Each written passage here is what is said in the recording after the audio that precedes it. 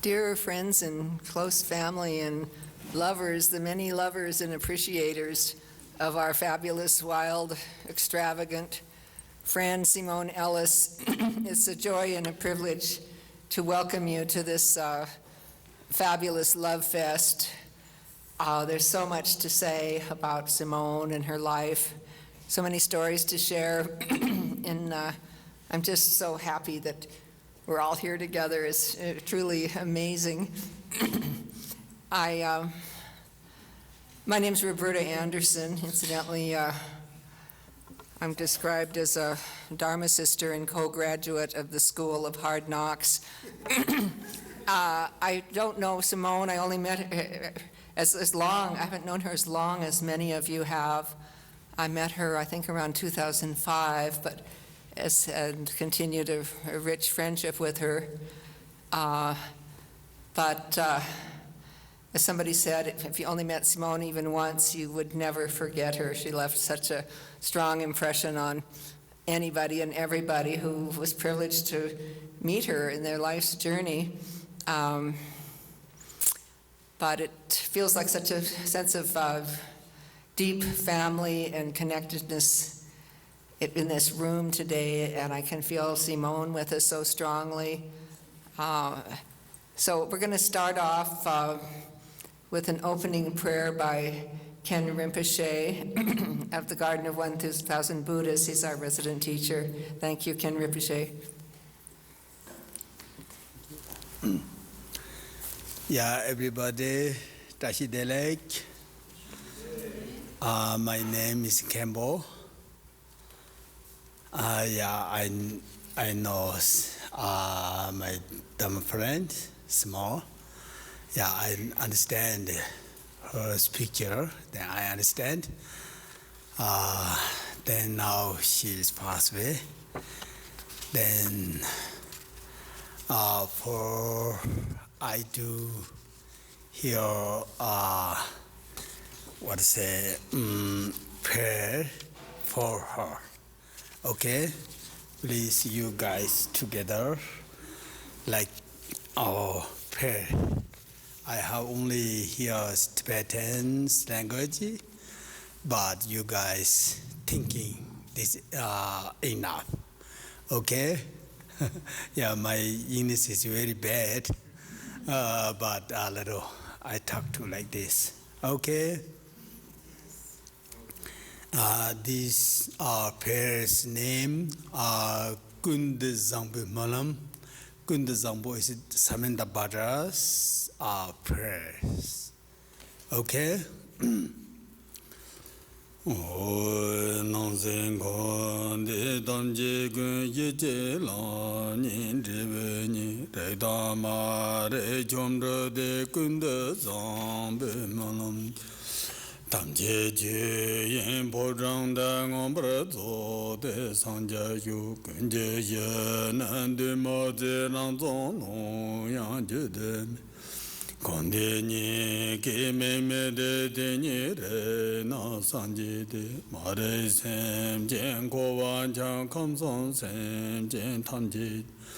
Jeme ye de bur yo kunda zang bo ngai jan je jeme ba ye de ni ye la nang zong zena ro ko je ma da ten be be de ma gu de za ra na je ma gu ra re so la ni ba Sai sanje jangang da me nong sen ye se me ba la de ya nga la cha ba bang tong me xie ba rang zong de be zo dang dong a me ri be sa cha mang ga ba ngo je la yi xie nga bo ba Tome sanje ringan jong tele yi yin ta ji pi sanje ye je zangan jong yi yin a ye za ye Tang tong zhu je tang ban jong de zi ye rin chu ma nyong Tome sanje nga yin bie nga ye ma la de ba 강산 고비 심진제 랑존레 방오시니 이세젠 본타지 교가예 저바지문 제바타 자섬인제 강라 강더 나조다 나예 도지문란제 강산 고비 심진 Raidoni Nintambra Yodambo Sem Turbana Jelama Rain Turbaya Jayante Me Tomel Tekama Rain Turbija de la He Jarvali Mandrashi Bazo Zenjong de la Da Yendanzin Pacharan Jetembalan Korvalo Senjungadang Telenya Motonga Jetonge Lela Jinjin Tetrasem Jentrubi Jeteme Mare Yimbeta Sanjenga Yamalam Jekunjere Baranji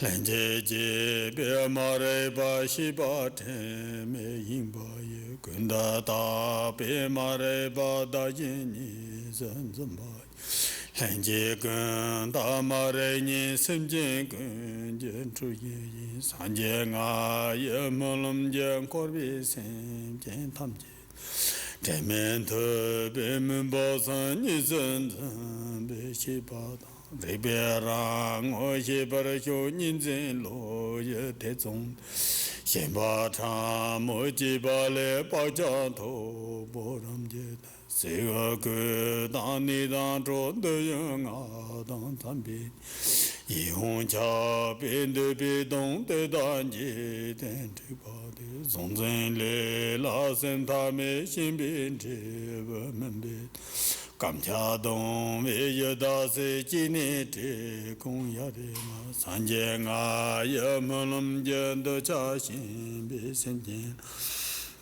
Debe Dong Vetsarma Bando Chashin Batsarma Lang Shebarang Solebaya Ringbarang So Singjot Kundo Ye Sheto Parasho Tsuro Yor Jen Nangmala Jika She Batramon Jong Dangwe Pa Cha Tembal Danzen De So Sa Pa Je She Dang De Ba Man Be Se Nyawe Zo Se Do Re Nga San Je Nga Ye Malam Dodo Sem Jen Tam Je Je She Dang Tra Po Ji Be Se Pang Lang Me Da Rang So Le Wei Ba Rang So Sing Jo Sawe Ye Che To Para Cho Rang Sen King Para Cho Pa Na Jen Lan De Sem Me Be Lo Nga Jara Tra Po Sam Ji Da Jen Ta Tse Dung Nga Nyong Le Den De Ve Men Be Tse Pon Dang Nyong Ve La Re Je San Je Nga Ye Ma Lam King Sam Je Be Sem Je Na De Tse She Ba Rang So Lo Re Ba Rang So Sing Je Na Nyam Ba Ni Je Tan To Nin Zen Ta Be Ba Ja Je Da De Ye Me Song Han Je Ta Zen Ren San De Ba Le Su Je La Ming Ni Se Re Ba Nya Vi Ni Se Nyo Sang Je Nga Ye Ma Lam Je Re Sam Ta Tse Ji Ba Na Dan Zin Me Da Nang Se She Ba Rang So Sing Je Nan Che Lun Tong Me Yi Yi Ju Te Me Ta Nyong Yin Ba Lan To Da Mo Dang Je Ba Jana Le Lo Te Mo Bin Di Ve Ja Me Zang Song Ja San Je Nga Ye Mo Lam Je Te Mo Tsin Bin Min Ba Tenpa Sere Vin Dang Shar Vi To Me Ye She To Par Jo Kam Sam Sem Jen Tam Je Kun Kun Ye San Je Nga Dan Temen Tru Pi Je Re Song Da Da Ten Me Le La Je Le Do Me Lan Tru Ba Da Nga Ne San Je Tong Mai Do Do Tru Ban Dur Vi Tse Kun De Zang Be Ma Lam Je San Je Tang Je Sem Je Tang Je Ma Le Ba Chu Je Yin Sang Jia Xiu A Hu Cin Che Nam Je Top Chin Jen Chun Me Re Ba Rang San Ma La To Chin De Tu Ba De De Ba De Tu Sem Jen Tam Ji Che Ba Sang Ni Ngon Sang Jia Nye Da Za Ye Sen Ba Dang Ra Dang Sa Yun Jung Wa Da Nye Ma Dong Je Long Bo Rani Gun, the Zambo Kunja to Bandajuna, Kansam Sen, Jentam Jegun, Namjuranga, Yamanam. Dungaram, Jetruni, Jantara San, Jetobo, Ju, Mahong on the Sanje, Nawanda Yedan, is a Joe to Jembo. Yanda Samban Tejin Tamnala Sanje, Sansan, Bamin, Korjego, Dejing on Zarabada, Mebayin, Deva, Chige, the Vishinganda, Dajen, Dena, Zimbij. Jewa yin jabama jibara tere jine nanda yando yo dege daga mala doba ye zuja sanje timen robar yo de yada penzand awa bodana ye zowa semje donga menyu yin kawa jiba manga yin lale lape leda teda sanje nyondo yo.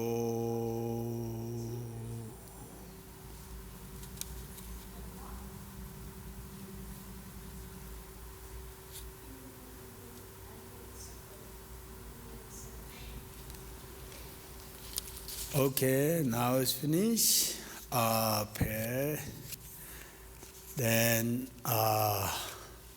maybe 2 weeks ago, what is that? Allah? She's called Deborah. So that this time I have their Shedra, only teacher me. Then lots of people there. Then I can't come in the hospital. Then I thinking a lot, but now I am a little busy, but then I come today here. This is a good connection. Okay, thank you. Only this. Then I have one kata and flower? No? Flowers? Banded? It's my flower?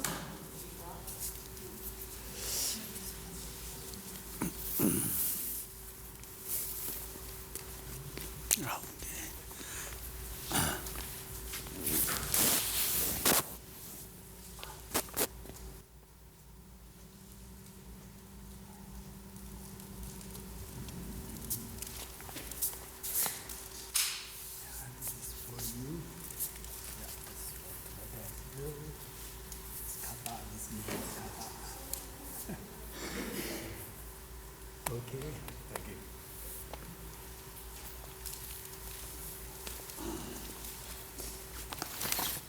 Thank you so much, Kempo La, for that really beautiful blessing to begin our ceremony today.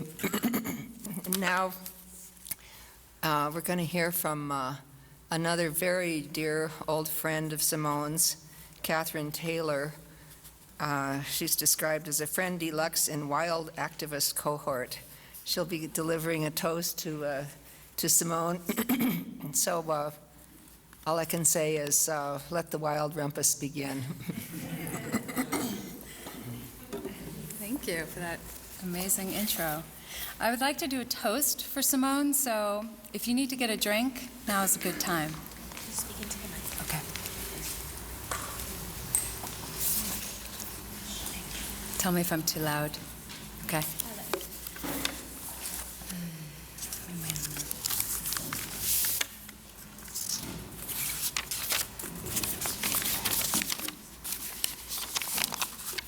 My name is Catherine Taylor. I'm an old friend of Simone's from about 2003. And yeah. Simone saw the humanity and the goodness in all of us. I'd like to read a poem that she wrote. I think it's from quite a while ago.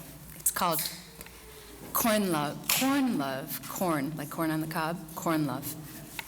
Okay. I used to hang out in my grandma's neighbor's cornfield.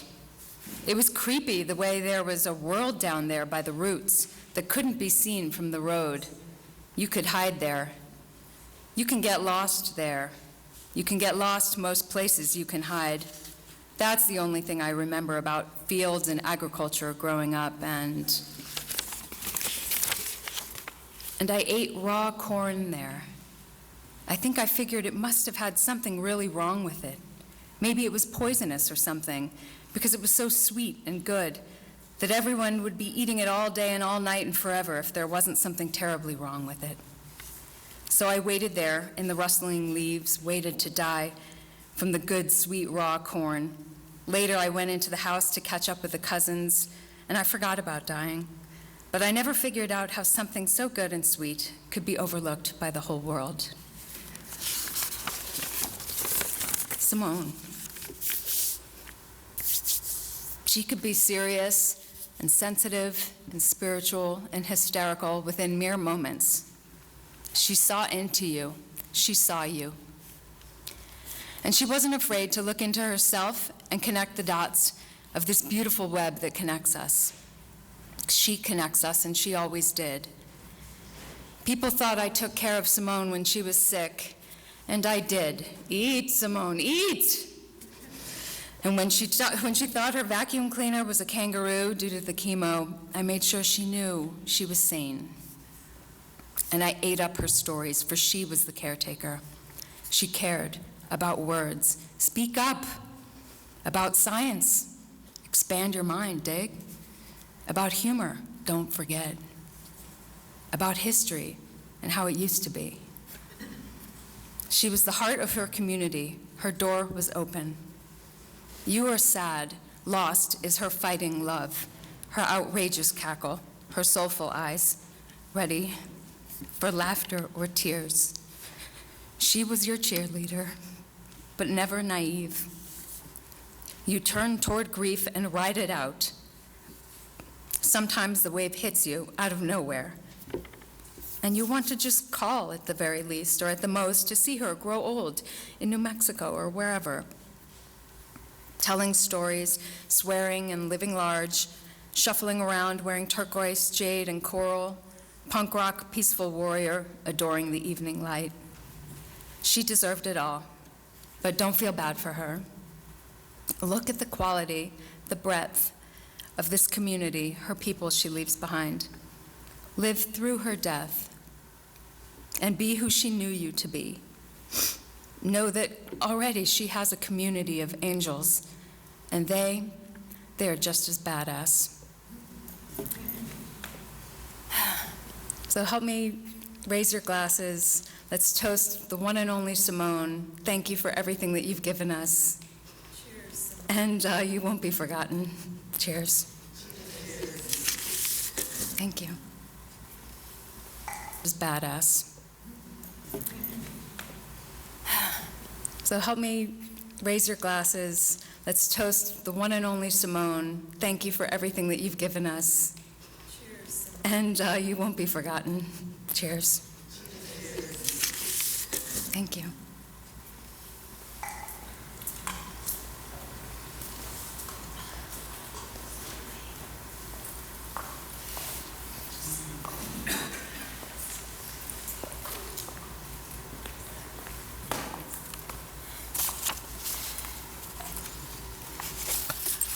Next, I have a reading from another close and dear friend of Simone's. Here's some pie. Thank you, because I am tall. A friend named Susan Noel, who's not able to be here, but I feel that I knew her from reading this incredible descriptive piece about Simone that just captures her essence to a T. So anyway, it's a delight to be able to read this piece today.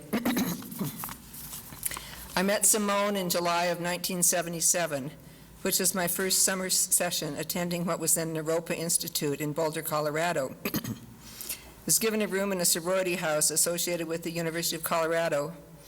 Can't seem to pull from the mist the exact moment or way in which I met Simone. But once you saw her one time, she stood out from everybody else. She was like a character from a dream. She was wild, an untamed spirit, if you will. I remember possibly that summer, or maybe the next when I returned, that she was living in a tiny maid's room on the 5th floor of the famous Hotel Boulderado. This historic place was the center of much of the action going on in the poetry scene there. Those were wild days. The counterculture, even though it was late, was not yet dead. Simone was gorgeous, drop-dead gorgeous. She was tall and willowy. She would smoke her cigarettes with a dramatic flair, eyelids half lowered, a pouting lower lip, and a low laugh. Her moods were like flames, suddenly shooting out of nowhere, excitement and joy erupting in a moment. Then they could close down in depression just as quickly. I remember wanting to please her. She was definitely a magnet to me.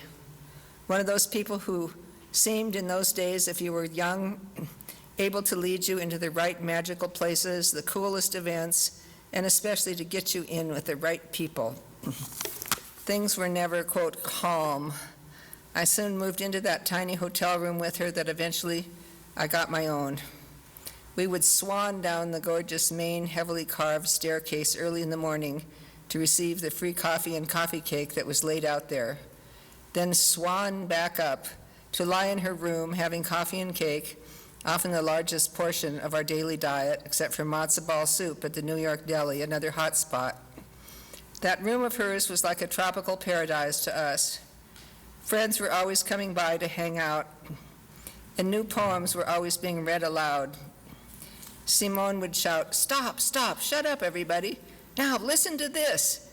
And we would listen to whatever poem, whatever by her or by me or anybody else that she would read out loud in her dramatic voice. Simone was a great friend to a young, shy girl from Kentucky who had very little idea of where she'd landed. She protected me even when I didn't want her to. She dressed me, wound beautiful scarves around my neck, which became a lifelong practice of mine. She wore leopard print silver eyeshadow or bright turquoise blue to match her eyes, black eyeliner. She taught me how to use it. There's never a calm or still moment with Simone all that time. She would create adventures if there were none. What I remember most about that time is that she would wake up from sleeping on the floor because she insisted that I have the single bed. Her eyes would open slowly, and suddenly she'd say in her lowest, raspy voice, "Okay, what are we going to do today?" There was always an exclamation point at the end. When I didn't answer quickly enough, because I usually kept a pillow over my head, she'd stand up, pull out her long, flowing robe, and say, "Well, I know one thing. It all starts with coffee." And off we would go to the lobby. We felt like royalty. We lost touch after I moved to New York with Larry Fagan, my soon-to-be husband. But she visited once, bringing all of her excitement and energy and always shimmering joy over everything right into our little apartment. She always loved us both, and we loved her. I had not seen her in so many years until we reconnected briefly about 2 years ago, of course, on Facebook. It was wonderful to see her beautiful long face on the screen, and we emailed a little. She seemed happy. Then that was it. Another beautiful, unique, one-of-a-kind life, over too soon. I will miss her so much. Her parents named her Nancy. That was ridiculously inappropriate. So she named herself Simone, which was perfect. She created like an art piece or performance art the person she wanted to be, then stepped inside and made it completely authentic. She cared about people genuinely, always wanting to help, and she went on a lifelong quest for adventure, for love, for beauty and art, always interested in something new and exciting. For me, that's the best any of us can ever do. I'm thinking about her so much these days. They just don't make them like her anymore. I would never say rest in peace, Simone, not her. Whatever she may be, she will be romping and swanning, leading people by the hand, laughing, but never resting. She never had time to rest. I loved her a lot. It's impossible to believe she's gone.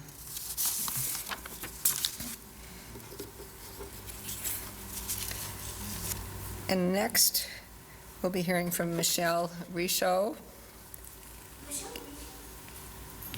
ghetto gypsy sister and heart care specialist.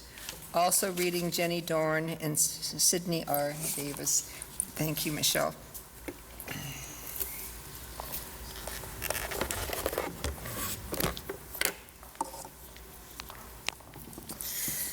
I'll begin by telling you that I've only known Simone in person for about almost 2 years. We found each other on the streets one night outside of the Badlander. There were craptastic karaoke, and she was there. So was I. And then we never stopped keeping in touch afterwards. I told her about the Fringe Festival, which I produced, and she quickly jumped on board, and I quickly realized I would have to coddle her a bit to help her through the process, and she did a terrific job. She was she performed on a school bus that had been converted to the ghetto gypsy bus. And she traveled through the streets of Missoula with her one-woman show, and Jared recorded it, and so maybe later we'll share that with you via Facebook. So when this springtime I decided I wasn't going to go forward with Fringe Festival anymore, I was looking for a job, and she was hoping that she could find a friend she could trust to be her trustee. And I'm very proud to be that person today. It's been a pure honor to witness her life. As short amount of time as I have, I do feel like I walked into a movie that has been rolling for some time, and it's like 5 minutes left to the show, and the climax has already happened, and the credits are rolling, and here I am speaking to you about this fabulous woman who has blessed me in so many ways in such a short amount of time. And one thing that she was a continual blessing and gifting, and the gift of community is really what I want to draw upon today. And I look out and see all your smiling faces and know that you're connected to Simone and her fabric, her absolutely colorful and vibrant fabric is who we are in this room. That was her life essence, was her collection of friends and stories that she made with them. And I enjoyed the many hours on the phone and in person, talking to her, hearing her stories, and asking her questions about her fabulous life. And now I get to do that with her friends, too. Some of them, like Jenny Dorn, and recently Izzy Zane, aka David Perkins, and her recent editor, I'm blanking on his, Clark, what's Clark's last name? Diamond, of course I can't forget Diamond, Clark Diamond. And in preparation for the evening, I wanted to read. So I have this honor of going through her paperwork, and Simone had a very unique way of filing things. In between the important paperwork, she had also inserted pictures of family members, pictures of herself with her friends, writings, and so on and so forth. It's just a wonderful archive to be thumbing through. And one of the things I recently, just yesterday, found, and I was like, oh, now I know what I'm going to read. I'm going to read this, because it's in her handwriting, it's in her voice, it's her story, and it was on a yellow legal pad, which she loved to use. And it was the story of how she chose not to become famous.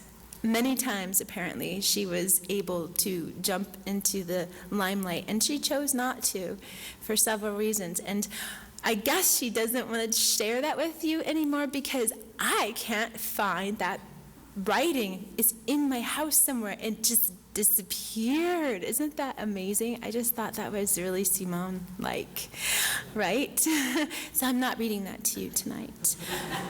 But I will read from the writings and the tributes of Jenny Dunbar Dorn, who was Ed Dorn's wife. Ed Dorn was the editor and founder of the Rolling Stock magazine that published her work back in Boulder, Colorado. Oh, wait, where's my, there, a sign of getting older? Tuesday, July 11th, July 18, 2007. Dear Simone, oh, it's supposed to be 2017. I caught it. I'm so sorry I was gone when you called. I was in London. Oh, just imagine a British accent here, okay, because Jenny's definitely British. I'm so sorry I was gone when you called. I was still in London, phone on airplane mode. Back in Denver at the airport, I listened to your voicemail from last Friday.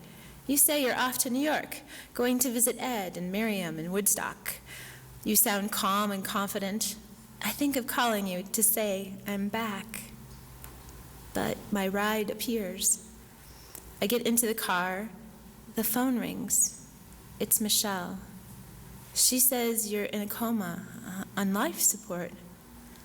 I don't really take it in. I don't want to yet. I flew back to via Vancouver and thought of you with bears in BC after you left Bolinas and Arthur. You were always wild at heart. You loved animals, wanted to get out of Missoula, go as far away as possible.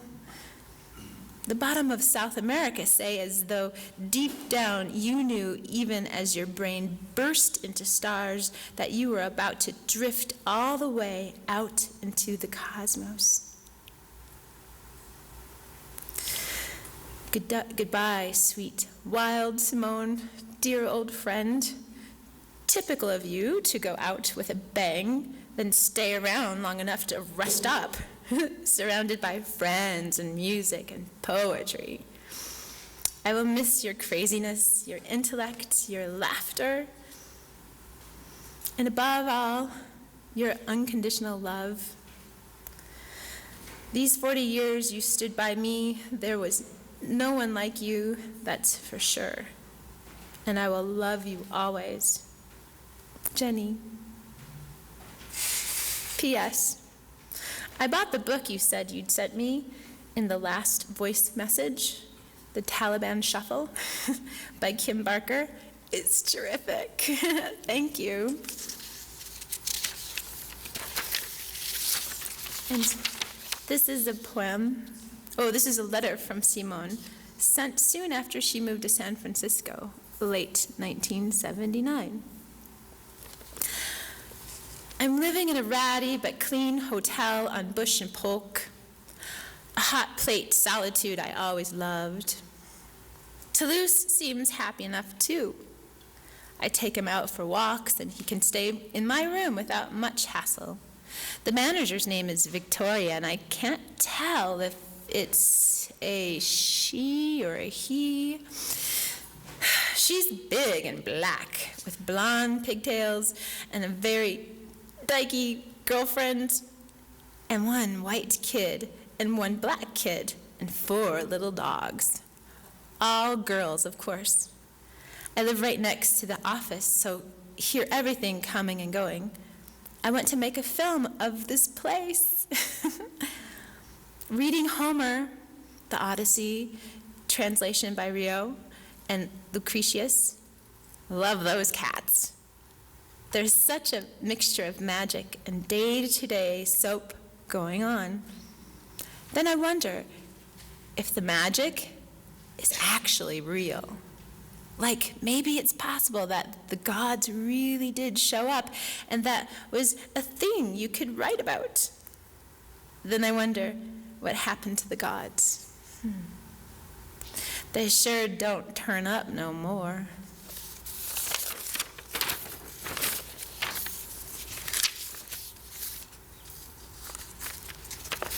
I'm going to read this to you and read the author at the end. 17 days of 49 in the bardo. I learn of your death hanging out in the bardo. Simone. I remember in 1992, our friend Carrie, who was dying of cancer at the time, and the Tibetan Book of the Dead that Simone read to her on this side and that, urging her on. And Simone, and weeks later, when we both saw her sitting in midair, repeating fervently, "You're just a projection, you're just a projection."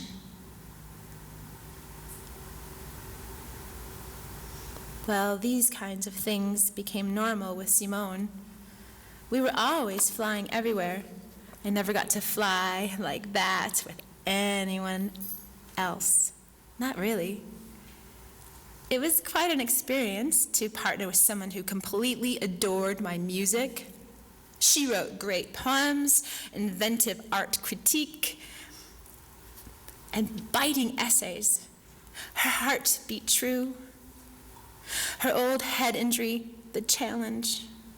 She suffered at the hands of her own need to write. She agonized over the shape and sound of her voice, always seeking out the marrow, the fundamental. Simone wrote and directed First Class. It was our collaborative two-woman show that played in Santa Fe to sold-out houses and went on tour to Salt Lake City, Utah, and closed in St. Mark's, New York City. I am stunned. Whenever I thought of her in recent years, I was grateful that she had managed to cure herself of Hep C using interferon. I thought that if she had managed to cure herself with such strong medicine, that she had dodged the big bullets. But sadly for us all, she did not. I am heartened to know that Simone died peacefully, surrounded by love, something she knew a whole lot about. You had mine, Simone, and all for the better. Finally, I have a poetry book by Rita Mae Brown, who signed it for me after a weekend consciousness-raising experience in 1976. She wrote, "Raise hell and raise consciousness as well as consciousness." Excuse me, I'm going to say that again. Raise hell as well as consciousness. That's what Simone did. She was a rant. By the time you hear this, it is day 19 in the bardo. Sydney R. Davies, August 4th, 2017, composer and one-time partner of Simone Ellis. Cheryl Nothi is a local poet who knew Simone well. She's not able to be here tonight, and she asked me to read to you a poem.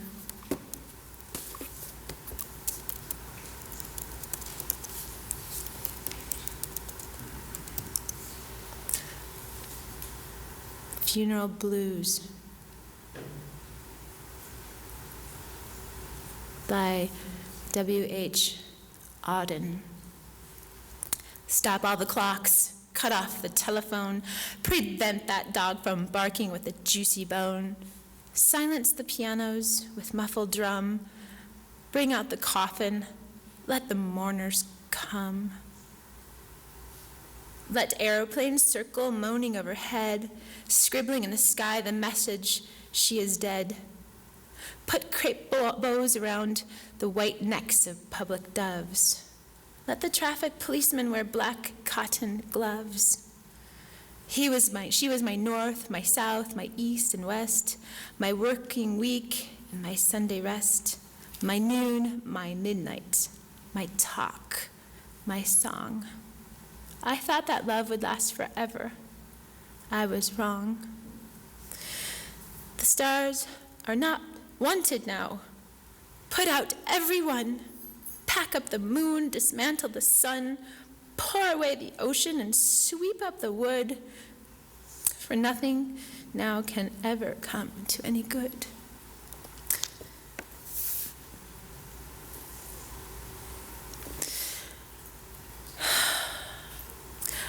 Now I'd like to take your attention to the video, or the sound. Oh, no, it's not a video. Pardon me. You can close your eyes. It's not a video. It's a recording of Izzy Zane, a.k.a. David Perkins, reading his Simone Ellis tribute. You can stare at her while he reads. Thank you for doing that, and thank you for everyone making this happen. Simone, can you hear me? Can you hear me now? Where have you gone, sweet Simone? This is David Perkins, or Izzy Zane as you knew me. Are you looking down from some celestial perch, marveling at this diverse array of friends and family here among your passing? Pay tribute to your indomitable spirit? Are you chuckling to yourself at the tears that flow and saying, don't cry for me, Argentina, or Montana, or anywhere else for that matter? Are you saying, get on with it, live your lives large, follow your path, you know what to do? In Roman times, funeral goers carried little bottles to catch their tears. The more tears collected, the more important the love of the deceased was thought to be. There were the professional mourners who joined funeral processions, wailing and moaning and crying into their bottles, all to make a few dineros for the family of the dearly departed. We know there are no professional mourners here today, and Simone would not condone any of that tear-catching nonsense. What we do have here are the many members of Simone's tribe, the extensive network of people who knew and loved Simone for exactly who she was. And what was she, you might ask? To me, Simone was a force of nature, more akin to an energy field than anyone else I could think of.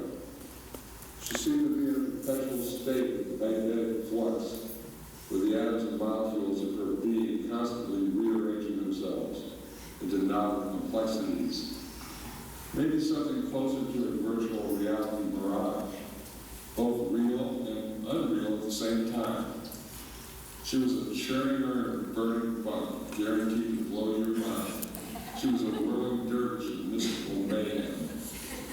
She had learned the art of crazy wisdom at the feet of Trungpa Rinpoche, the holy madman himself. As the scholars put it, the goal of crazy wisdom was to shock cognitive boundaries and jolt moral sensibilities. I think we can all agree that she was quite successful in those areas. I was pleased to hear several of you had maintained a constant vigil over Simone's body as she shared her mortal coil during her last days. When my dear wife Carrie died in 1992 at the Libre community where we lived, Simone sat with her Bible in a long night, quietly singing and reading from the Book of the Dead to soothe Carrie's passing. This full circle seems fitting.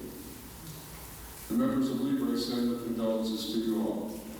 We're sad that Simone will not be there next summer in Colorado as we celebrate our 50th anniversary, making us the oldest continuous counterculture county in the United States. Simone was a great friend of Libre, and her visits were always occasions of glee and exuberance, not to mention poetry, music, and theater. If I had to pick one outstanding memory of Simone, it would be the day we spent with her great mentor, Willie Burroughs, in Boulder, Colorado. Simone had arranged for us to get together in Willie's apartment and just hang out. We spent an afternoon of animated and poetic beatnik hilarity, drinking vodka and sampling Colorado's finest herbal products. During the discussion of meditation, Willie demonstrated his own lane, Zen meditation, which involved thoroughly washing a dish with the fewest strokes possible. I have to now admit that on a trip to his bathroom, I couldn't resist taking a quick peek into his medicine cabinet. It was empty, except for a lone bottle of aspirin. Very zen indeed. In the late afternoon, when William was feeling frisky, he suggested that we go out to the edge of town and shoot guns. I thought, gee, shooting guns with William Burroughs while buzzed. What could possibly go wrong? Someone immediately read my mind and jumped in. Yeah, that's a let's have another drink, a joint first. In the sweet haze of that duty, the artillery mission was thankfully forgotten. But our life and death challenges were not quite over. As the evening fell, William got a call from Allen Ginsberg, asking us all to join him and Peter and Olofsky for a dinner at a Chinese restaurant across the street from William's apartment. We freshened up a bit. William in his dignified suit and tie, complete with a candy cane. When we got to the dark street, I realized there were no crosswalks in sight. Meanwhile, 4 lanes of traffic were roaring past us. Again, Simone read my mind as I was thinking, oh great, I'll forever be known as the guy who got William Burroughs killed in a jaywalking accident. Simone whispered, it's okay, we'll just stay close behind. William stepped boldly from the curb, looking neither left nor right. Immediately, all 4 lanes of traffic came to an instant stop, like the parting of the Red Sea, and William sauntered through in a stately manner. The ever-polite boulder drivers didn't honk or yell, but sat patiently till we were all safely in the opposite curve. Simone purred in her raw, honey voice, see, I told you it'd be okay. I got the feeling that she had experienced this phenomenon before. Not all of our times together were so dramatic. I fondly recall camping trips with Simone and Sidney Davis, sitting in silence on the banks of the Rio Grande, watching the river flow to the sea in the pixelated moonlight. So many good times. There are many sides to this multifaceted and immensely talented woman. To paraphrase Walt Whitman, she was large. She contained multitudes. She was a walking bundle of contradictions, as many of us are. She was fierce and flamboyant, yet at times as meek and vulnerable as a church mouse. She was an Amazonian queen in her magical belt, leading a brigade against human stupidity. But she was also a foot soldier doing the grunt work, giving voice to the displaced, displeased, and dispossessed. She was a poetry princess embodying the spontaneity of a child and the wisdom of an old woman simultaneously. Simone did not suffer fools gladly, yet she graciously provided sanctuary, comfort, and encouragement for the most wounded among us. At times it felt like there was a cage match raging between her angels and demons in her own hidden chambers of pain. She was both doomed and graced to be the eternal referee between these colliding forces. Some think that when we die, we lose control of our lives and become the person that people want us to be. I, for one, wouldn't want her to be anything other than what she was. An incandescent beacon in the darkness. An authentic and remarkable woman in every respect. I know we will all miss her and think about her often, maybe at the strangest times. It's been said that our being does not finally leave this world in spirit till the last time our name is spoken on earth. If that's the case, Simone is destined to remain among us in some disembodied form or fashion for a long, long time.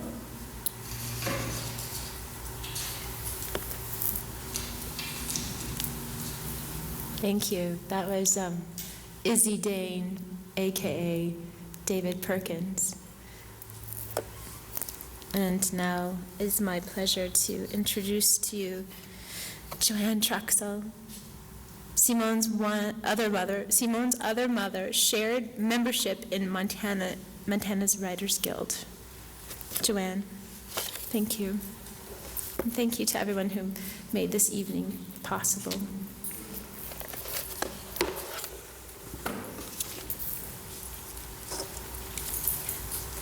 I'll fix the microphone for you. Real 4 feet for that.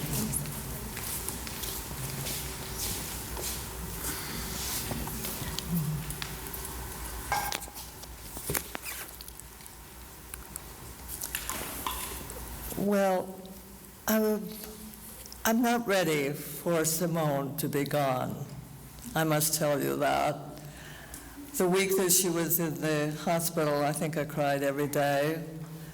And it's hard to explain to myself what this grief was, since in life, as I knew Simone, I loved her, but she was complex and difficult. And I also understood that I like complex people, and I particularly like difficult people. They up the ante a little bit. They make you a little on edge, and they give you a little bit of authenticity from them to you. And I always like that, because Simone, by being always Simone, always gave everybody around her permission to be who they were and who they are. And I'm grateful for that. Some wonderful images that I have of Simone, and they're rather innocent for all of her complexity and her acumen, her wonderful abilities, her integrity, her mental and emotional ranges. There was, to me, a rather innocent quality to Simone. And I have in my mind some kind of images of that. And one was when she and Allie moved to the farm, and it was her birthday in June. She had a $20 bill. It was the last money she had. And she said very joyfully, "I want to take you for breakfast." And believe it or not, in Arley, Montana, the four of us could have everything we wanted for $20. And we did. But I looked at her, and there was something about her joy. It was so fabulous. And when I think of Simone, I think a lot about that joy, the way she was. A couple of things have happened. It was a shock to me that she wasn't around, because she's a big presence. And you miss that big presence, because something about the dimension of it made you alert and made you think. And she was an artist, a consummate artist. And everything I did, Simone was saying to me, "That is great, Joannie. You've got to do this, and you've got to do that." And she was always telling me what I needed to do and affirming my own rather, dim cowardice, always saying, "No, you have to do this." And I did, and got a poetry book out, and, nervous all the way, and I'm a writer, and I couldn't call myself a writer, but she always did, so I finally started saying, okay, that's what I do all the time, so I guess I must be a writer. A couple of things I'd like to say that are kind of important. The week she went to the hospital on a Tuesday, we had company at our house, and Wednesday, I told them, I said, I have to go to this art show. I promised my friend that I would do this. So if you will excuse me, I'll be gone for a while. So I went to this art show of my friend Adele Pittendrick, and it was cells. She had looked in microscope, and she thought cells were absolutely beautiful. And something about that show, I just absolutely loved it. And so I was telling her, I'm sorry I'm a little late, but this friend is in the hospital, and we're all, sort of on edge about that. We're feeling very sad and so on. She had a book there, and she wanted us to write in this book about how we felt about her show. So I wrote in it and said, I love that show. Weren't so many pictures, you could really internalize it. And I flipped through to see what else other people had written. And this is absolutely the truth. I came to a page in which the first word were, Simone Nancy Ellis would have loved your show. She was an art critic in New York, Santa Fe, and Missoula. She died today. Keep up the good work. I was so excited because here was Simone in Bozeman at this art gallery with me. And I couldn't wait. I wrote it all down, and I called Adele over and said, this is the woman. She's here. And we were just sort of agape thinking about that. And she would have loved that show because she had an incredible sense of what good art was. Wonderful. In fact, her book, Santa Fe Art, I went and got it and put it back on the coffee table after 15 years of having it put away. The other thing that I'd like to tell you is that Simone wrote me a letter, and this is the letter, and I got this after she died, when Allie was cleaning up and helping out, doing clearing her things. It was in an envelope with 2 books. And in this letter, she says to me, I suppose you wonder why I never really was always holding back my affection for you. And she said it was because of, her relationship with her own mother. And I always felt a little bit like Simone was my daughter, my difficult daughter, my wonderful daughter, in that way that you take on parentship with people. And Simone was good at being parents to children. She was wonderful that way. So in this letter, she says how she's going to be better, she's going to be more punctual, she's going to do everything right. She says, I love you, and thank you for being kind, and all these nice things. What amuses me, and I can't help but laugh, is that the letter was written in September of 2016. And here it was that she had on the outside of the letter, says, it was for Jude. Thank you, Jude, for always being kind to me. That was the easiest part of Simone. The hardest part is missing her.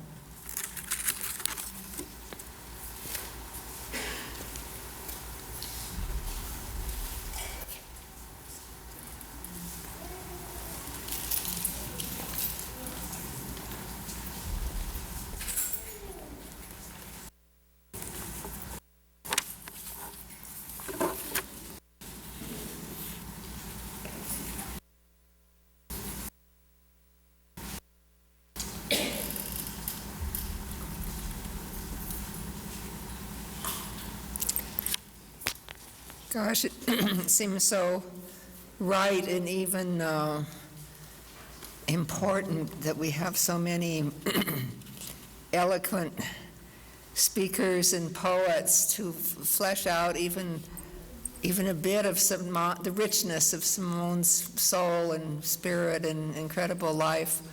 It's kind of mind-blowing just to hear all of these poems and reflections, just feeling what a great privilege it is to be here. Next, we're going to be hearing from another old friend and co-conspirator of Simone, Larry Evans. Thanks.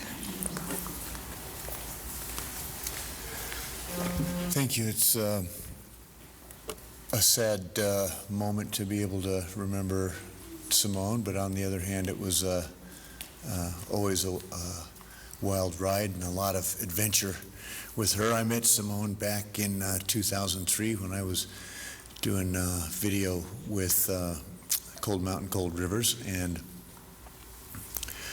we were both involved in trying to,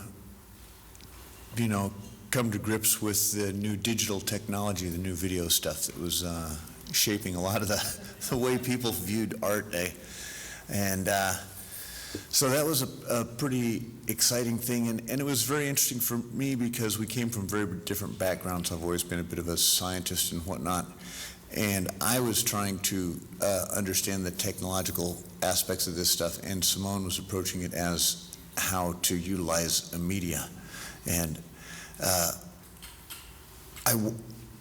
I came to realize that there were some very fundamental different ways that we looked at things, and it all kind of came together for me just before I came here. I was listening to Krista Tibbett, and she was interviewing Margaret Mead and Gregory Bateson's daughter, and she mentioned that the common denominator for both art and science, the common ancestor, if you will, was a sense of awe or a sense of wonder. And I think that among all the qualities that I saw in Simone, that would be the one I would try to bring back and share with you all, was her ability to appreciate and gather that sense of wonder, or to experience the moment and not be too encumbered by those the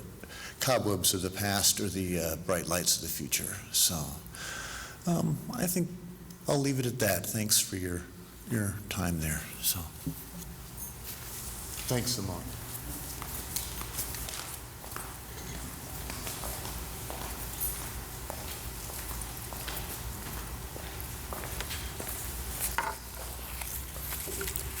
So interesting, Larry, that you mentioned that Krista Tippett program on NPR today. I was listening to it as well on the way down, and the woman, Gregory Bates's daughter and Margaret Mead's daughter, was talking about living a life of spontaneous improvisation.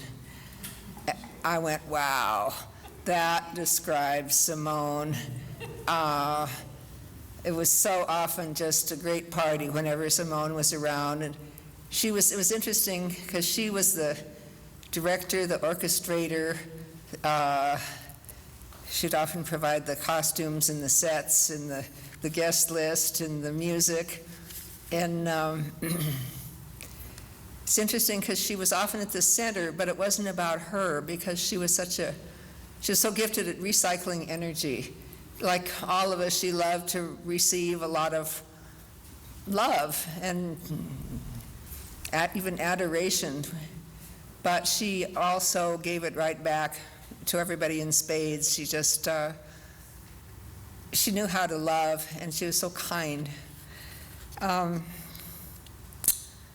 that note, I'd like to introduce Allison Troxell, once partner, friend, always and still on the karmic highway. Allison Troxell.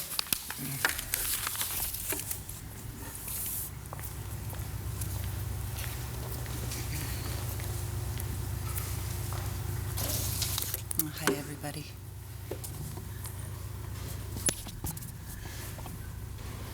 I'm going to read a couple of things. One is, first of all, from Simone's dear old friend, Bridget Meyer, who's a poet and a painter living in Taos, New Mexico. And they have known each other from the very early days, 1970, of Naropa.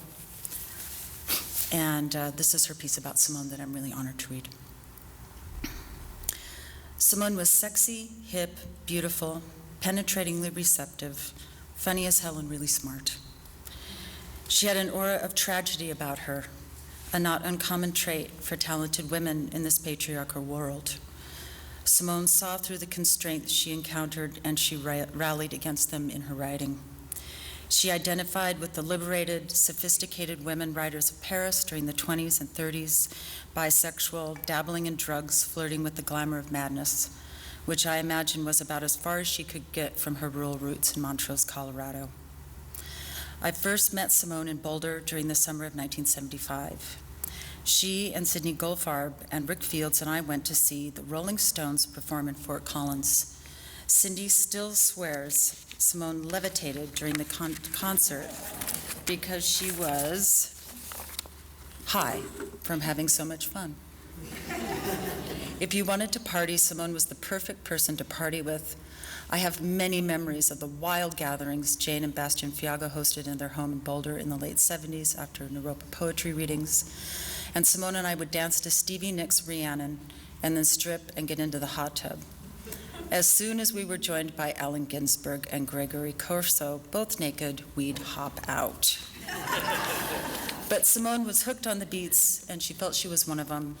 And later, when she moved to San Francisco to attend the Art Institute to study filmmaking, she spent a lot of time with Gregory, and she developed a long-standing friendship with William Burroughs.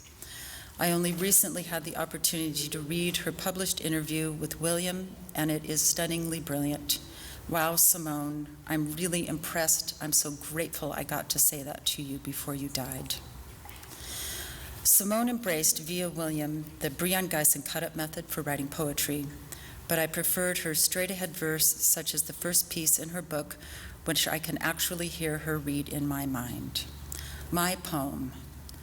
Burn 2 bagels reading your fucking book and not one poem about me. And that's so Simone. She starts out being vulnerable, devoting herself to someone else's project or creative endeavor, making a sacrifice to do so, burn the bagels, feels left out, gets hurt, gets pissed, then uses that anger to rise up to make her own poem. You want to say, you go girl, and we did. And leveraging her rage. What'd you say? Oh, I'm sorry. It's a clumsy thing. And we did. Leveraging her rage was a strategy that worked for her until it didn't. And her blood pressure blew, and her brain hemorrhaged, and she went into a coma, then died a week later. I'm still trying to take it all in. During the early heady days of summers at Naropa, Simone occasionally taught writing workshops. Sometime around 1976 or 77, a young woman took one and never looked back. She ran with a technique I believe Simone learned from Bernadette Mayer, who maybe learned it from Kerouac, about writing without stopping or editing for a set amount of time. And Simone's student, Natalie Goldberg, took this technique and made a life's career from it. Her book, Writing Down the Bones, is a direct outgrowth of Simone's course, which Natalie actually acknowledged in a sidelong inquiry. Whatever happened to that red-haired woman who taught at Naropa? She once asked me. What happened was that Natalie was highly disciplined due to her Zen practice. She had no brain injuries or habitual tendencies to distract her from buckling down to work. I like to think that it is really Simone who encourages those thousands of people who read Natalie's book to jumpstart their writing. And holding that notion makes me feel happy. I feel it sets the karmic record straight. Simone and I often talked about this, how ideas are in the ethers, how they come through us and no one owns them, and it is the person who takes them through to manifestation in the real world who gets the credit. She and I had a good laugh about it, but it's poignant to imagine how Simone's life might have been different if she too had had a practice, a discipline. She had much more interesting life, albeit, and a much more unique point of view than many published writers who were successful. And despite her hindrances, Simone had a marvelous book of poetry, Rosy Belligerence, published in the early 80s. And she put together a superb book on Santa Fe art while living in New Mexico in the early 90s. She also wrote art criticism and commentary on current events for the New Mexican, the Huffington Post, and for her blog, Saying It So, which is still up online and available to read. As for Buddhism, Simone's heart was devoted to these teachings. In the past 10 years or so, we emailed Chogyam Trungpa quotes back and forth and discussed how to apply his wisdom to our lives. She was always curious about the retreats I attended, and we talked about them often. She was a friend of the Buddhists and a Buddhist in her inclinations. She loved Trungpa, she loved the Dalai Lama, she loved to listen to Pema Chodron's tapes, and she was directly connected to Tulku Sanok Center, Awam, nearby in Montana. She did very good practice there and made many good friends there. That Sangha really came through for Simone during her coma when they chanted mantras for her while she made her transition from this life. Thank you from the bottom of my heart. In closing, there's a memory that insists it be included. Sometime in the late 70s, Simone actually went to Paris, and while there, she went to an upscale couture salon and received a trendy, stylish haircut. When the time came to pay, the stylist realized she had no money. And she never imagined a haircut would cost $300 US, or the equivalent at that time.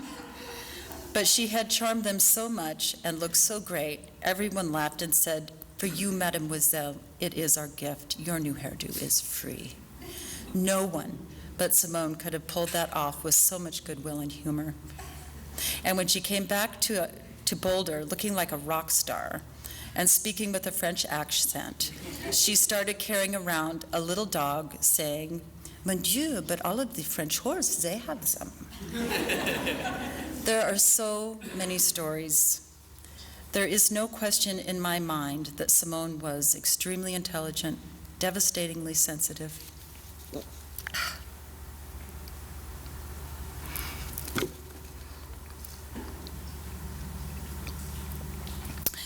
Passionately engaged in life and ever eager to find meaning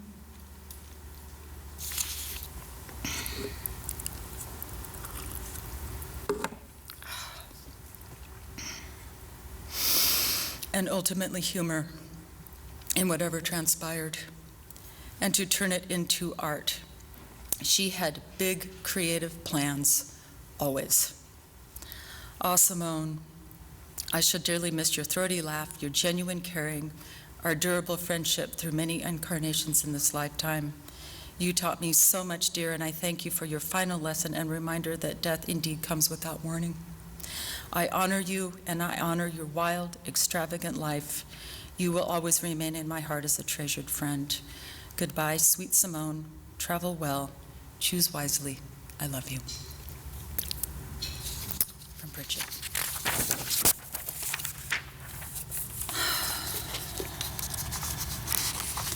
And I wrote up Simone a letter because I've been needing to talk to her a lot. Hi, Simone. I had a perplexing experience today while I was walking the river. It was late afternoon, summer heat was rising off the sandy earth, and while the river was running wide, the willows were thin but abundant, offering periodic shade and occasionally brushing against my cheek, when I was suddenly assaulted by a strange flow. My thoughts were making my eyes unsure, and the ground beneath me seemed to wobble. And I had the urge to call you and talk to you about the death of my close friend Simone and what it was like to experience her dying and her last breath and the astonishing beauty of it, how her physical separation was broken, her soul released from its particular and exclusive location in her body, then came into a free and fluent universe of belonging. I saw that. All of this amidst ancient Tibetan prayers going and going and going, which I thought you would really appreciate especially, and mostly all of the mercy and kindness that arrived from everyone, the nurses, the surgeon, the palliative care doctor, her lovely brother, her buddy Jared, and her many, many friends. Everything she might have needed in her dying was given. I wanted to tell you how I was having sad surges that crimped my heart, thinking that my friend Simone ever felt unbelonging or loneliness because she was the subject of so much great affection. And I wanted to make sure you knew how much I loved you. I wanted to call you and laugh like hell about death. You love talking about death, the big KO, you would say. And Buddha and Baba and Chief Joseph and all of the major dudes and dudettes in the pantheon, and mention your favorite New Yorker cartoon, which was a drawing of a plain old regular tombstone with, "That was weird," etched on it. And laugh some more, maybe until we cried, and probably both at once, because you could do that, about the sweet and mysterious and suffering adventure called existence. But more so, I knew absolutely that if you happened to have picked up, in whatever state you might have been in, and heavens know you've had a few, you would have come right to my side. I think you might have said, well versed in sorrow as you are, and in equal parts joy, that this sorrow would be faithful to itself, would know its own way better than I ever could, and at the right time would pull the cord of grief until that coiled hill of tears had been reduced to its last drop. Then it occurred to me that my mind had been sideways and you were gone. And in that wake, I wanted to go to some of what I learned from you, a few of the many treasures you had offered me, some do's and some don'ts. And this is what came to mind. Keep the main thing the main thing. If you use the phrase lifestyle, you can be sure you have neither.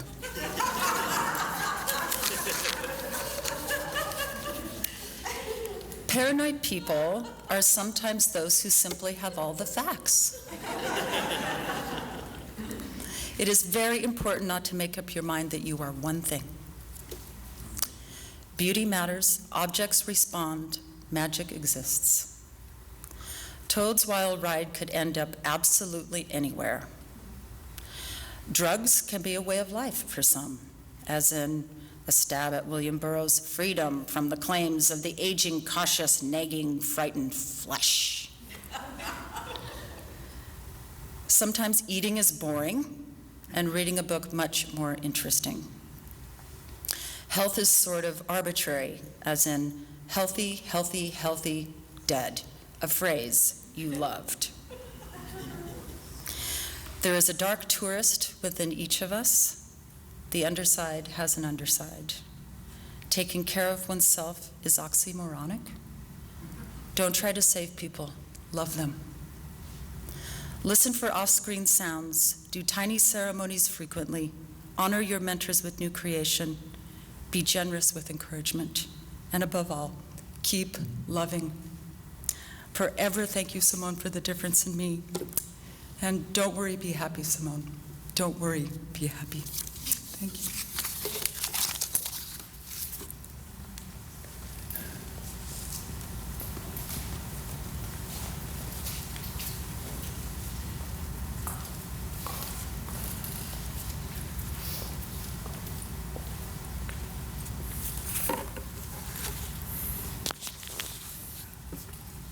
That was just a big wow, Allie. Thank you so much for that beautiful tribute to Simone.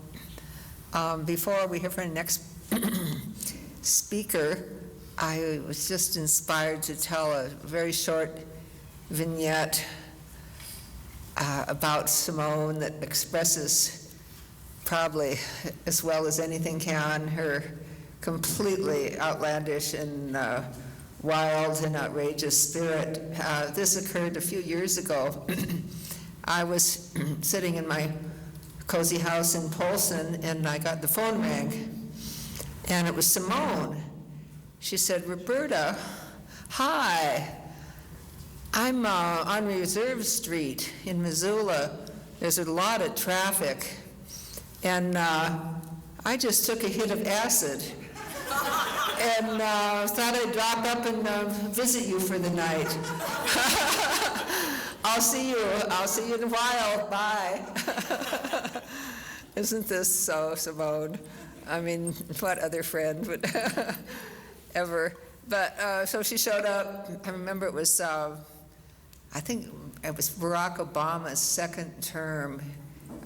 He was up for election, and I got Simone settled in my meditation room upstairs. She, as many of you remember, she just adored Barack Obama. And whenever Simone was behind anything or anybody, she was 100% there. So we put Barack's photo on the altar, and she spent the next many hours weeping, cheering, shrieking, blubbering, and just expressing her undying love and adoration for Barack Obama. It was amazing.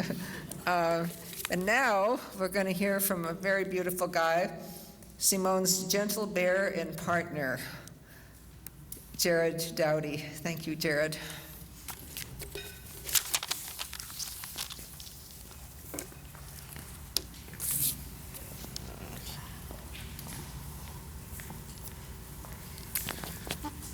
Thank you all for being here. First, I'm going to read something from her brother, Jim Ellis, in Colorado, who couldn't make it here tonight. It says, "First, thank you all for coming together to celebrate the too short but eventful life of Simone Nancy Ellis, my sister. She would be honored and thrilled by this gathering. And a special thank you to Allie, Michelle, and Jared for putting this all together and for shouldering the load during our recent vigil of Simone's passing. Simone entered my life one fateful June in 1952, setting off decades of togetherness and competition, love and envy, fun and fights, pretty normal American middle-class siblinghood. Back then, life consisted of water skiing. She was years ahead of me. Boating. She was the most dangerous driver on the lake. And ultimately, adolescence with its freedom of thought and travel. She was probably the most dangerous driver on the road, too. We were in many ways direct opposites of each other. If one of us held a positive feeling about something, the other was assured to be negative. She was creative in so many ways, while at best, I was mildly creative in a business plan or maybe a construction wiring plan. She was words, I was numbers. She never understood to make a long story short, while I still don't get just talk to me. We both felt we had won the genetic lottery. Raised by parents who did not stay close with their parents or siblings, it is probably not particularly surprising that Simone and I did not stay close through most of our adult years. Our pursuits were fulfilling to ourselves and completely foreign to each other. But there was always a shared hope that we would each find what we were seeking and could live safely and well. Thankfully, we reconnected during the last few years. Simone had wanted to get out of Missoula, out of Montana, for quite some time. After spending time in Missoula during our vigil at her bedside, I didn't understand how she could want more than the love and support so obviously felt for her here. Time and again, I was struck by the sincere, honest, affectionate pain her friends expressed during her passing. Leave that family or friends, it was a mystery to me. But she was ready for the adventure that waited over the next rise. She was always ready for the next adventure. And now she has embarked one more time, leaving us poorer for our loss and infinitely richer for the experience. Travel well, Simone. And thank you, one and all, from the bottom of my heart, for taking your heart into yours.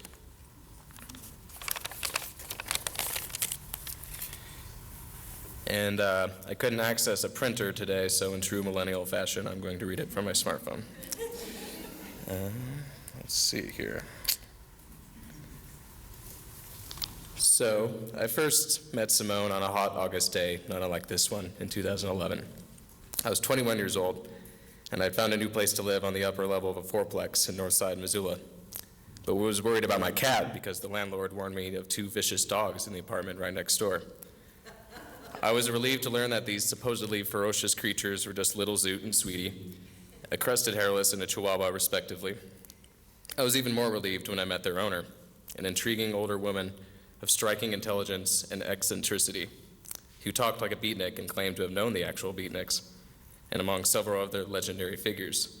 Claims that I was initially skeptical of, given my nature, but claims I eventually learned were all true. Little did either of us know that 6 months later, we'd be hopelessly in love, and that over the next 6 years, the top of that fourplex would be our own little world, a world filled with laughter, art, animals, education, cinema, music, politics, the occasional insane argument, and some truly unforgettable conversations. Our initial connection was through music, film, and television. I was blown away by how insightful she was, much because of her time at San Francisco Art Institute and decades of studying a wide variety of genres. Finally, a person who cares about the small details the way I do and is actually willing to discuss them. She's like me. Wow. Then, when I took a look at her own work, I realized the magnitude of her critical prowess and that it transcended the arts and went into things like philosophy, nature, Buddhism, the cosmos, and of course, politics and social issues. She was a true critic that really understood the difference between subjective and objective. Damn, I thought, too bad this lady is 38 years older than me. It would be highly irresponsible to make a move on her, and she obviously would never go for me anyway, so yeah, I don't have to worry about that, right? We'll just be friends. Well, we did become besties, as she called it. We were inseparable for several months, and then by early 2012, we were officially an item. It wasn't easy.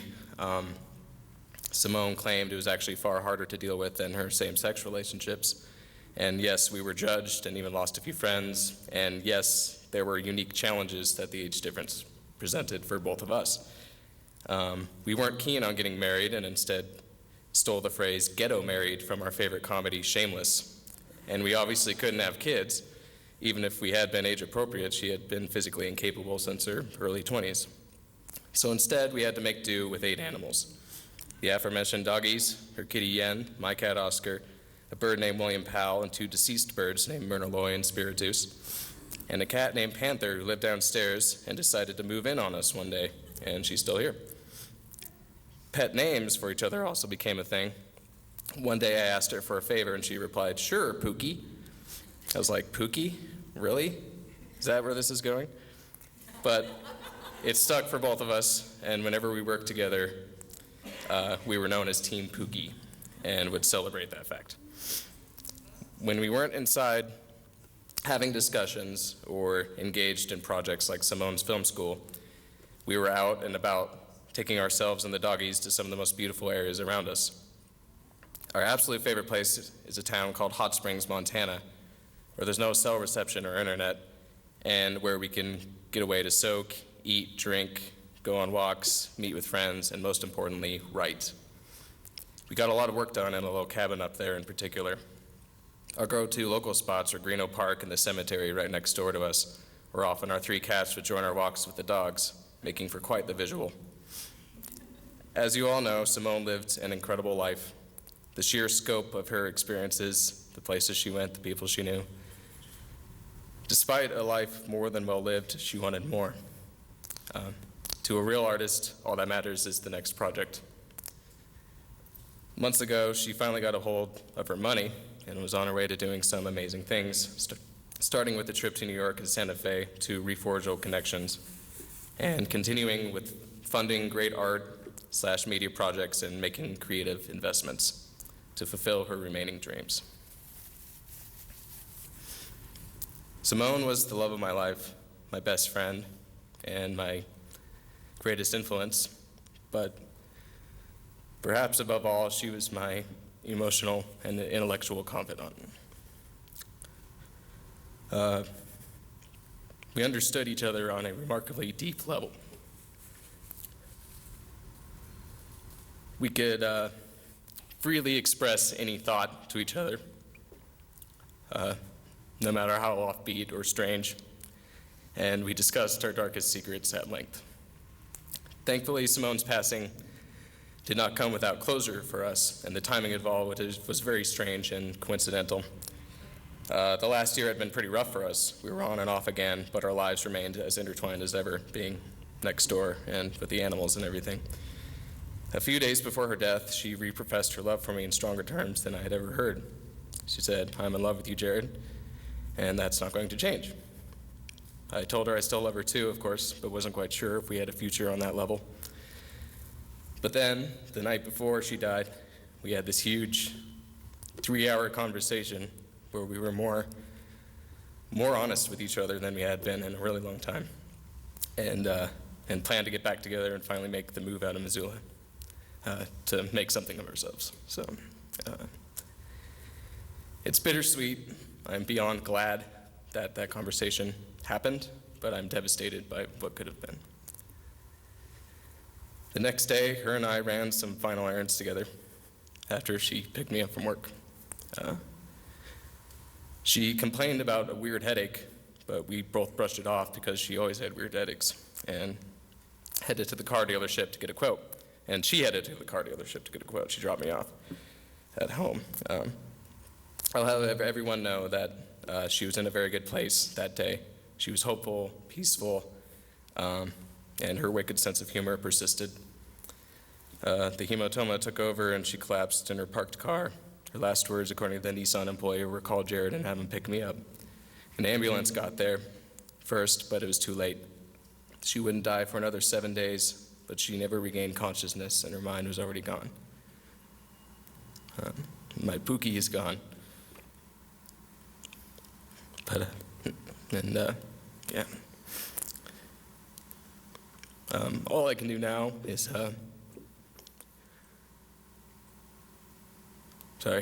all I can do now is honor her legacy.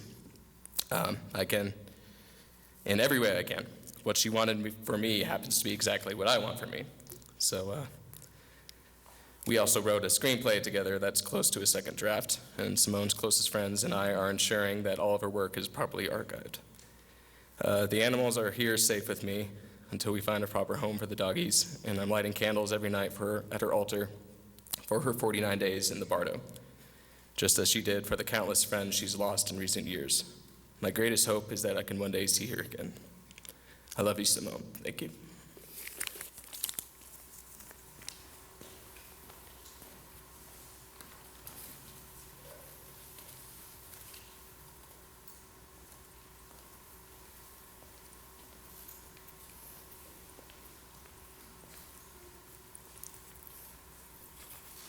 Our last person on the program is a friend named Calliope Nicholas, Simone's beloved Greek goddess all the way back.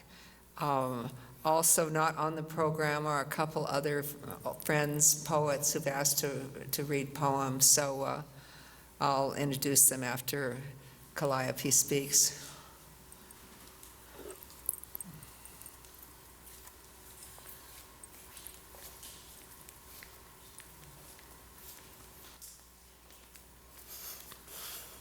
You guys rock.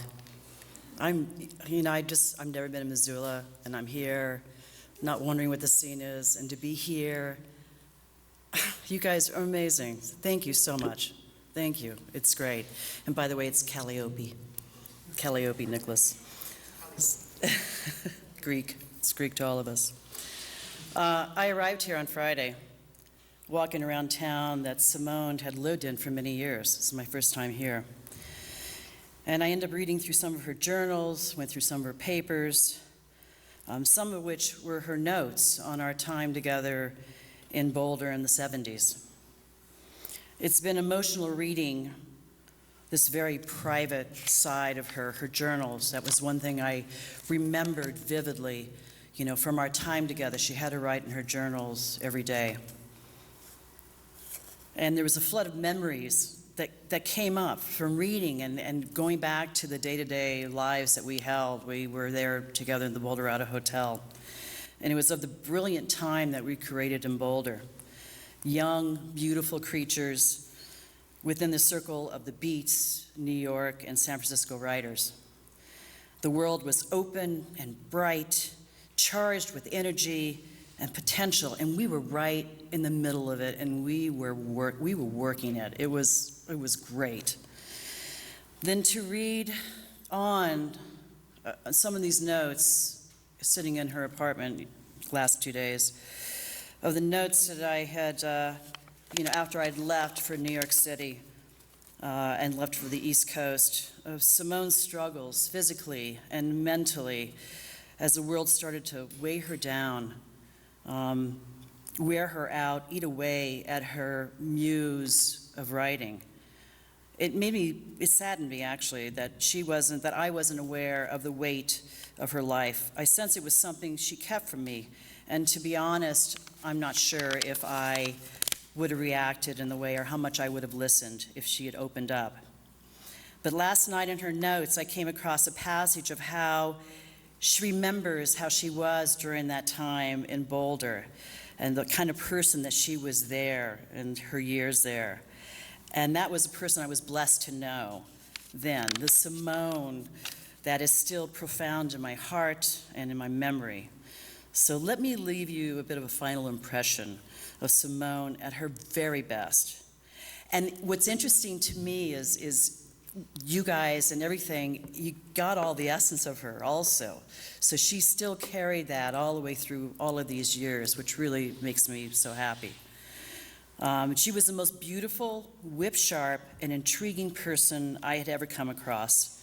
With her long, straight, sleek, copper-red hair, her big blue eyes, and a wide mouth that was always ready to smile or laugh, that whiskey, smoky, husky laugh that brought grown men to their knees in worship of her. I had recently arrived in Boulder, a young, very angry rebel, and with a don't come near me attitude. And somehow, Simone saw something in me I wasn't yet aware of, and she decided to make me her project. I was a human being worth caring for, and chipping through that tough exterior was something that she took on. And thank the goddess she did. She wouldn't leave me alone, filled my room with books and assignments, Blake and Heidegger, Neruda, had the Beats allow me into their classes at Naropa. I discovered whole worlds, whole universes through her. And the adventures we had, drinking with Burroughs in the afternoon, shooting guns with him, pulling Gregory Corso out of the crazy situations he kept getting himself into. And this Simone became my first great love. And through all of this, I marveled at her amazing intelligence, her knowledge of so many different aspects of the world, her unfiltered quality and how she interacted with others. She'd let you know what she thought of the statement you just made, and if it was uninformed, watch out. Her verbal sparring with Burroughs and Ginsberg and the New York writers were the highlight of my days. I had no idea at that time how famous the Beats were. I just thought that they were only middle-aged guys, these strange middle-aged men. And I was only aware that there was this intellectual sparring that they would do with Simone, and that she was holding her own, this young, beautiful female. And I was soaking it all in. It was an intense time, an amazing adventure.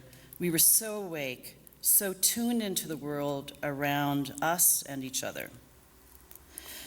Simone, over the years, declared that I had saved her. I'd helped her out with early health crisis and issues that she had had, and was always there over the 41 years that we've known each other, even after moving to New York City and years later marrying and having a family of my own. I became the upstanding citizen in my community, which kind of blows me away after all what we've been through when I think of it, because that was certainly not my intention.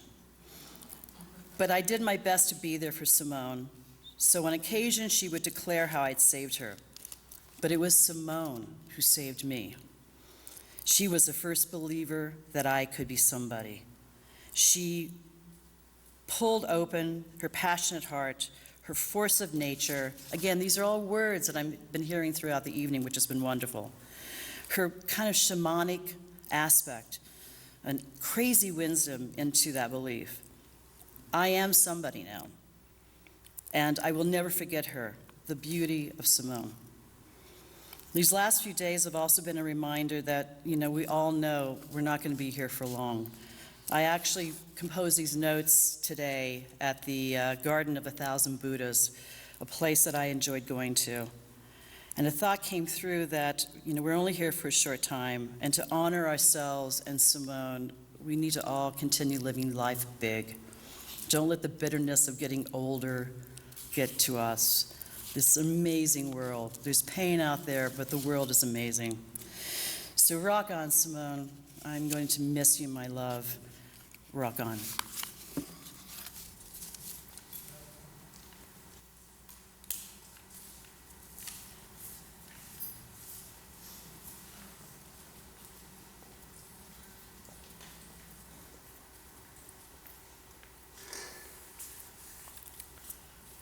Next, Ted Pleasant, I believe. Is that your name, Ted? No, actually, it's Tim. Come on here. Great. Yeah, come on up. Yeah.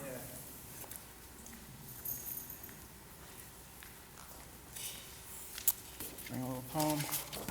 Well, first of all, look at my little thing. Introduce myself.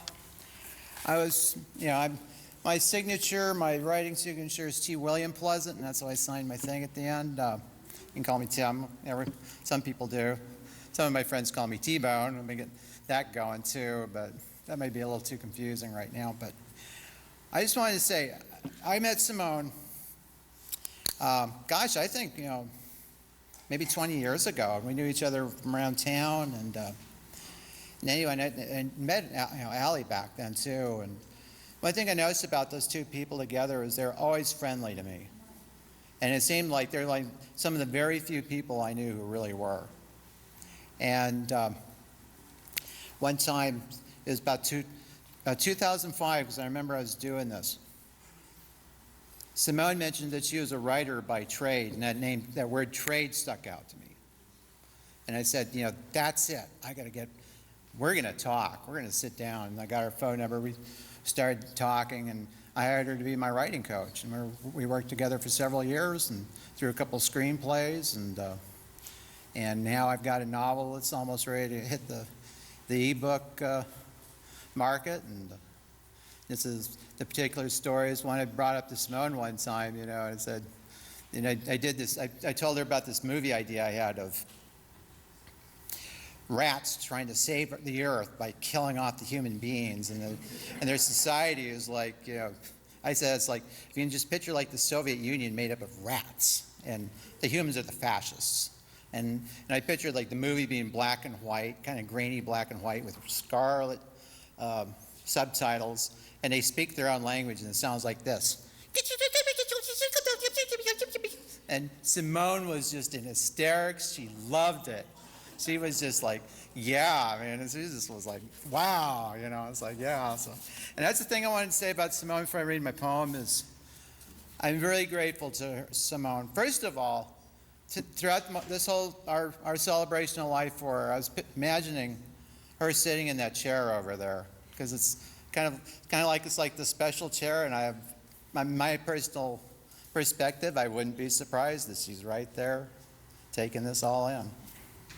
Maybe, but the thing is, I really am grateful to her. Is, you know, I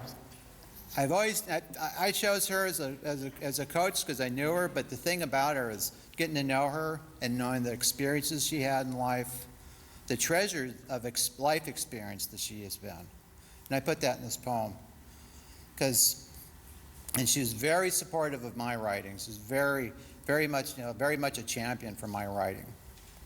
And is that good? Probably want to go it up a little bit, yeah. Probably like it right about there, maybe. Probably hear it in the back even. There we go. Well, I'll go ahead and read the poem. It would have been, I don't know, beginning of last month maybe. I was sitting down at Northwest Tea Company, and I was drinking Bodo Black, and I got thinking of that name Bodo, and I got thinking drinking Bodo in the Bardo, and so I wrote this so I wrote it down as a sentence: drinking Bodo in the Bardo with the Buddha, and then since Simone passed, you know, I turned it in this poem for her. Drinking Bodo in the Bardo with the Buddha in honor of our explorer of life, Simone Nancy Ellis, August 6, 2017. Yo, Simone, you out there in the Bardo somewhere? Disintegrating to return in a higher integration? The new life of our beloved Simone with a new name, new brain, without the damage. In no time at all, you'll emerge from your chrysalis. You'll flutter your wings in Brazil, and a solar storm will rock the heavens, thanks to your chaotic magic. Or maybe a beautiful, strong stallion on a clover-rich pasture. But before you get there, you just might want to drop by here, so we'll welcome your presence, for your chi remains with us, as does our love for you. Perhaps that is the true completion of the Bardo, the passing of one's chi at the celebration of life. We thank you for sharing yourself with us, and we release your personality. But this isn't rejection, only honor for your personal sovereignty. May your next incarnation take you to nirvana. But don't ever forsake the sacred pain nor the spiritual ecstasy that you enjoyed in this, the lifetime we celebrate. May you grace the future with the beautiful passion you embrace this present. Missoula doesn't know its own treasures, but we know. We recognize your value, and we thank you for being that jewelry case, that treasure trove of experience. T. William Pleasant.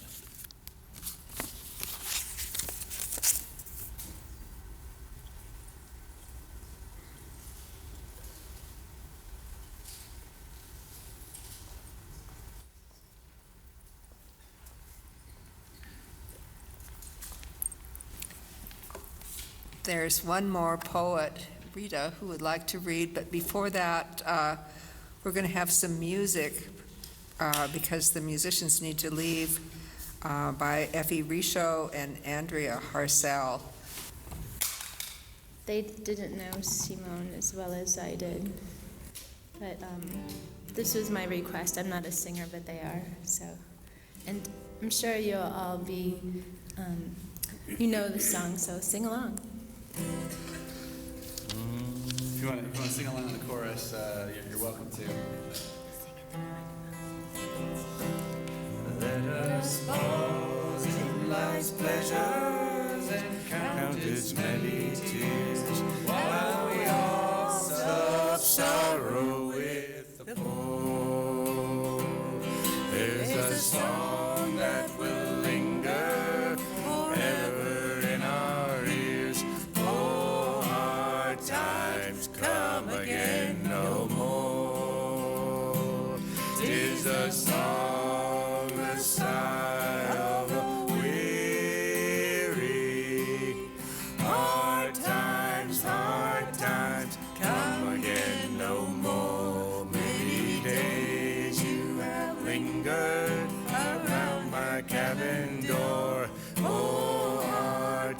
times come again no more. While we seek mirth and beauty and music bright and gay, there are frail forms standing at the door. Though their voices are silent, their pleading looks still say, oh, hard times come again no more. 'Tis the song, the sigh of the weary. Hard times come again no more. Many days you have lingered around my cabin door. Oh, hard times come again no more. 'Tis a sigh that is wafted across the troubled wave. 'Tis a wail that is heard upon the shore. 'Tis a dirge that is murmured around the lowly grave. Oh, hard times come again no more. 'Tis a song, the sigh of the weary.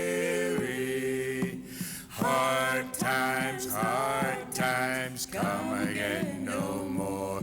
Many days you have lingered around my cabin door. Oh, hard times come again no more.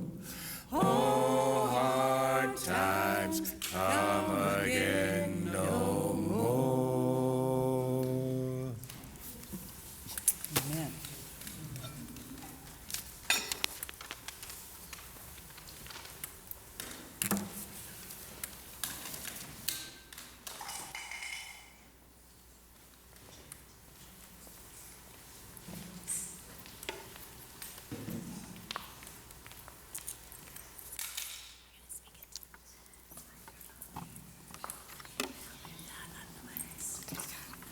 Gosh, that was absolutely wonderful. Thank you so much, guys.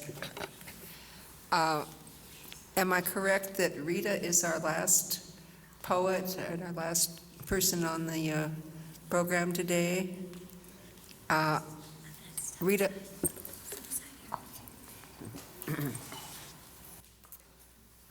What's your last name, Rita? Lovely. Welcome. Thank you. I also wanted to, I was supposed to announce that there are bathrooms in the back and another one through this door if anybody's interested.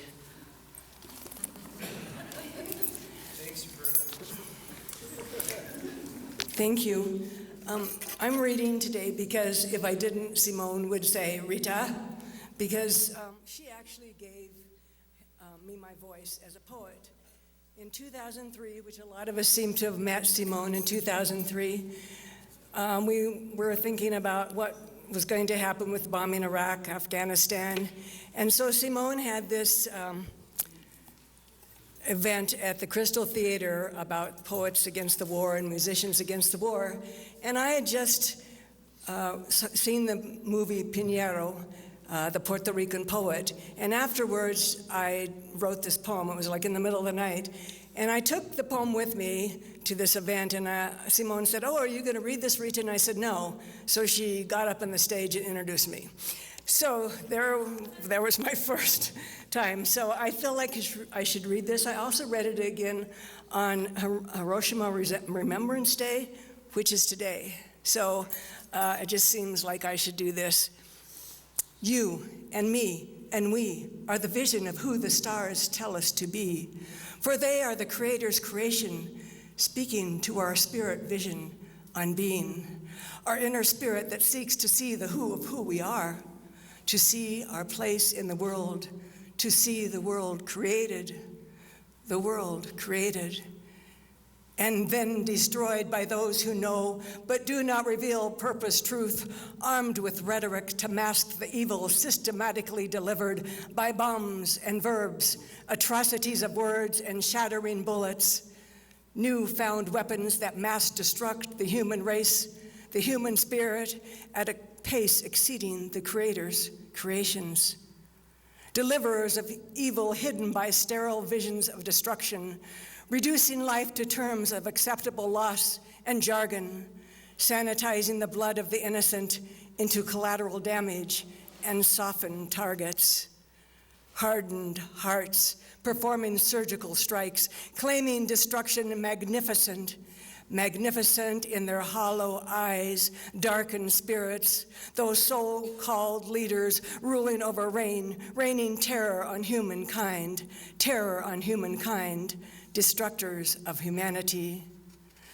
The opposite of those who be good and see good and work toward good, beyond that which you and I and the galaxy reveals, the good in the hearts and souls and minds of humankind, the kind of human we need to be, defining those who hold beauty and love and community and friendship in the palm of our collective hand to deliver as friendship gesture to those that would and could and will destroy the creations, the creation made by the Maker, greater than the sum of all our deeds, good and gentle and humble, strong, the kind of good we struggle toward, greater good, the greatest good, better than the evil, evil revealed in rhetoric of untruth by those who honor the gods of greed and power and unjust moreness, more than all or any deserve or ever deserve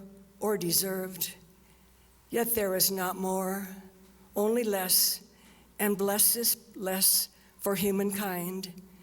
You and me and we together, humankind, the kind of human who seeks to create a vision of peace.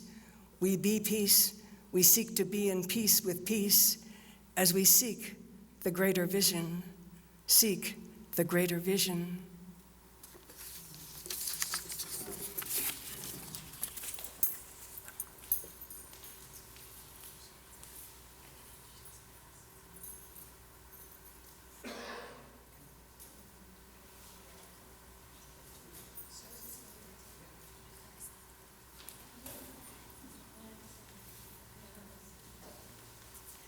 Sorry, I'm not on the program, but I have to just say one thing. Simone, over the years that I knew her, talked about every one of you, and everybody nailed it.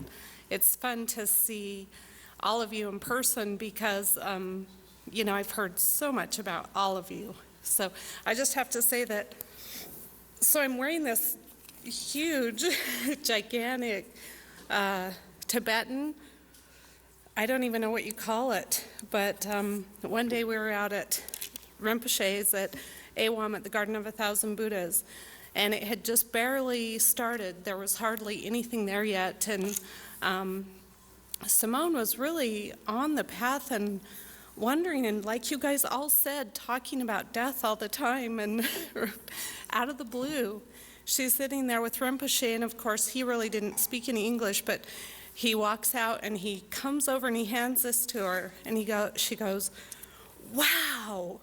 And she's looking at it, and he talks in Tibetan, and he just gave it to her for no reason, and she looked at it and she goes, "I got a map."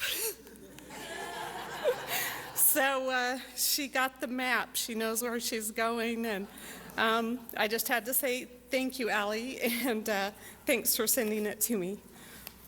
All right, thanks.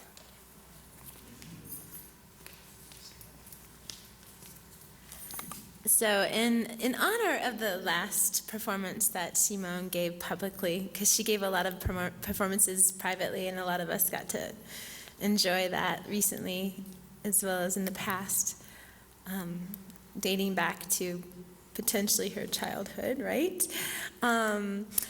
Her last public performance was on the Ghetto Gypsy Bus, which will be here shortly.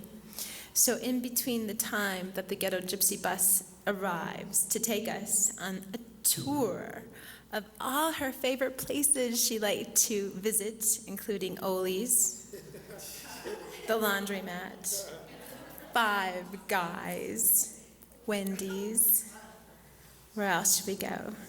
Cemetery. We need to go to the police station. Where else do we need to go? We gotta go to the bank. Gotta go to the bank. Oh, the Oxford and the Nissan dealership. That's 9 places. So the ghetto gypsy bus will be here in about 15 minutes. So meanwhile, we're going to close, and Roberta's going to come back up and close us out. And please do enjoy this marvelous food, and just get ready to party down. We're going to be, there's a DJ on the bus, and we're just going to have fun in honor of Simone, because she loved to dance. In fact, the last time on her 65th birthday, we went to the Top Hat, and we saw this Mofro, and, excuse me, I can't remember the name of the band, I apologize, but it was a funk band, and we danced like teenagers. That woman can dance. So we're going to dance in her honor tonight and visit her favorite spots. I hope you can join us. Roberta, thank you.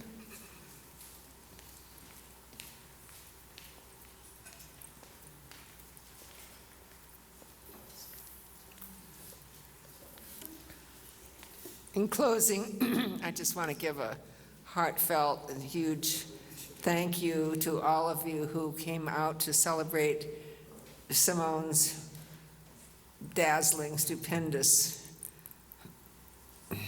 life, beyond the beyond, truly, today. So this time to hobnob with each other, tell some more Simone's stories. They're endless, aren't they? And just enjoy each other's company. But it's a beautiful, beautiful day. I'm privileged and honored to be here, as I know all of you are. Thank you so much for coming.